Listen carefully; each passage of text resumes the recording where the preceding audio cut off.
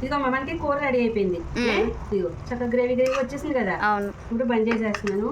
ఇదిగో చపాతీలు. సాయి దా ready.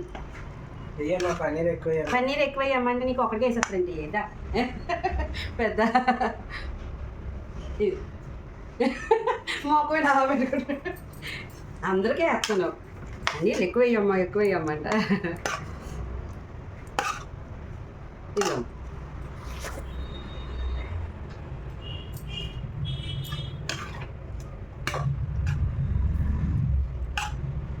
Okay. ఇది నాకు అక్కడ తింటాను మేడమ్. ఇగమ్మా మనకి paneer cauliflower paneer curry chapati. Super.